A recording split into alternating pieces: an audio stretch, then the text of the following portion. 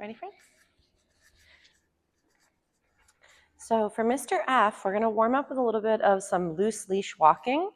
So for him, just like with most puppies, the environment can be very stimulating. I know Mom has mentioned that it's been very hard for him to sometimes function when he's outside. So if you're finding that loose leash walking is very difficult, I would recommend to start warming up in and around the home and yard environments. So if, let's say, for example, your puppy's really having a rough time with this behavior, I would try and feed your puppy anytime they're near your side or by your leg again. So with Mr. F, this might start off where in the beginning he's mostly sort of softly orbiting around you. If there's times where your puppy blows past you, which means they go ahead and they're having a little bit of a hard time, I make it where the U-turn has value. So if, let's say, for example, my puppy's going up and he's a little bit ahead, I might get Mr. F's attention, Fritz, and then feed for that lovely little U-turn and change in direction. So when you're also holding your gear, I find it can be really helpful in the beginning is I like to hold my leash on the opposite side of the puppy. So if, let's say, Mr. F is going to be on my left side or on the right, you'd want to have the leash on the opposite side. The reason behind that is I find it's much easier to dispense treats to your puppy when they're on the same side as the hand that has the food. So when you're first starting off, I recommend have the food be easy for the puppy to access. And he got a little twisted. Oh, he's getting a little tired. So that way you can easily reach your puppy, and especially if they're shorter, like Mr. F's a little bit shorter, we want to still be able to reach his face and feed him for the right behavior. Ready?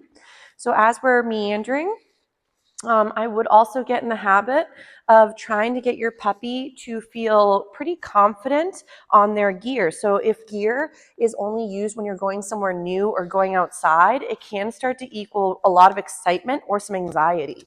So if you're finding the gear gets your puppy really jazzed or overwhelmed, practice the gear and then have it equal. We're not going anywhere, but work a few fun skills and you can take the gear off again. Ready, Fritz?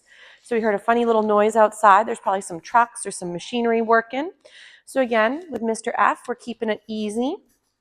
The other thing I'd recommend to work on is a little bit with leash pressure. I know in one of my previous videos from a couple days ago, we were talking about leash pressure. So ready, Fritz? So the way I like to work leash pressure in the beginning is I like to have the puppy in front of me. And what I'm going to do is I'm going to do a little pull on the gear and feed for them coming into my space. A little pull on the gear and then feed for coming into the space. So in the beginning, Mr. F may not really understand what we're doing. That's okay. The main goal is I want him to start thinking coming into my space is beneficial when he feels pressure on his gear.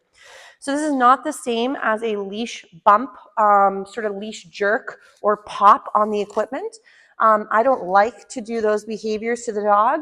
The reason behind that is your dog may not really understand why all of a sudden they're being jostled. Ready? And then other times, oh, he's a little distracted. Hey, Ebba, let's be gentle. Okay, can you put the bucket down? Thank you. Ready, Fritz? So Fritz was a little confused. My little one was shaking a bucket off in the distance. He got a little bit unsure. Ready? So we might move him a little ways from the distraction. Nice. Good job, sir. So when in doubt, I find keeping them moving can be very, very helpful. So if you find that you do lose them a little bit for a moment, ready, Fritz? Sometimes throw out a couple, ready? Little find it moments. So find it's, again, I know it's like my little go-to move for a lot of the beauties when they get a little bit frazzled or overexcited, but it is a really great way to help them reboot. So now after being a little frazzled with the bucket noise, now I can go ahead and feed him, even for this lovely behavior right here that we're getting with capturing this lovely down. Ready? So with Mr. F, now that he's a little bit more in the cozy zone, with the leash pressure exercise, the benefit to that is then as your puppy feels pressure, they do a little U-turn and come check in. So you're pretty much teaching him that anytime he feels pressure on the gear, it could be like someone tapping on the shoulder and telling you, hey, can you check in with me for a second? And because, again, it's less of a correction and more of a, hey, excuse me, can you check in? The puppies might start to then do more automatic little check-ins every time they feel any pressure on their leash.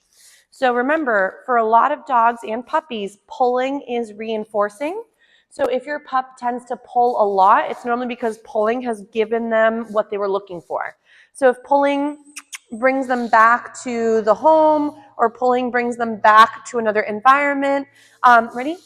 He's a little distracted by my little one. She brought in a grasshopper today.